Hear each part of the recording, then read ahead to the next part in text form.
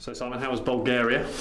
Yeah, it was really good. Obviously, it's a great result to start off with, to go to a place like that and to get the result we did, especially with the circumstances. There wasn't many fans there as well, so we had to create our own atmosphere, and it was a great result in the end. This was a game that the Bulgarian authorities sold 11 tickets for ahead of kick-off. Yeah, we knew about that as well, so it was all about us really preparing in the right way, because we used to going away and having intimidating crowds, going especially like there. But to be fair, we had a strong Welsh following as well, and that was great.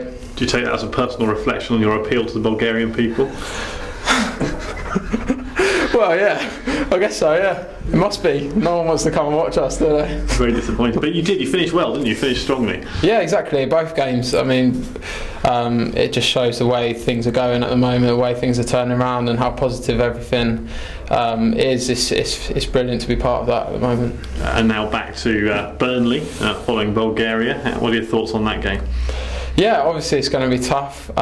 We've been there a couple of times and it's always a tough place to go, but on the back of our last 4 performances, we've got all the confidence in the world to go up there and get a result. And also winning so comfortably there. It was your biggest margin of victory up there last year, the 4-0 win.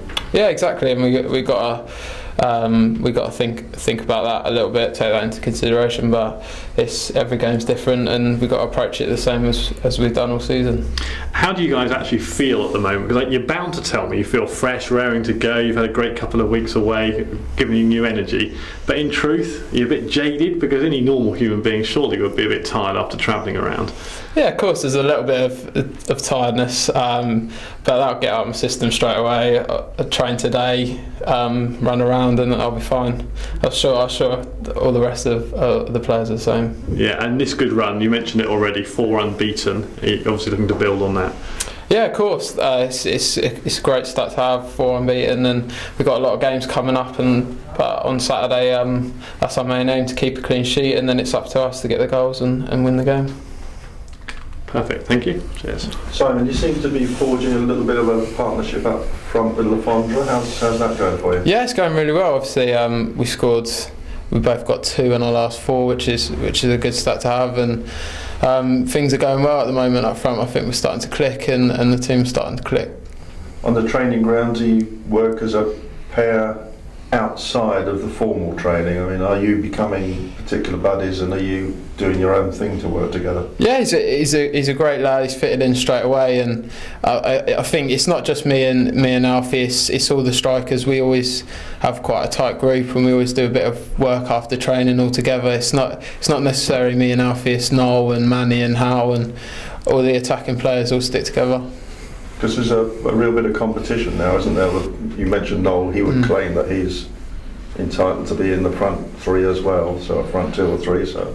Yeah, of course. Competition. Yeah, massive competition. I think that's good though. I think that's always good to have, especially when you're in the starting lineup, to always have someone that's after your shirt, so you've got to play well every game to keep that really. And obviously with the likes of Noel and Manny, who are coming on and making an impact, and everyone knows what they can do when they start, so it's good to have.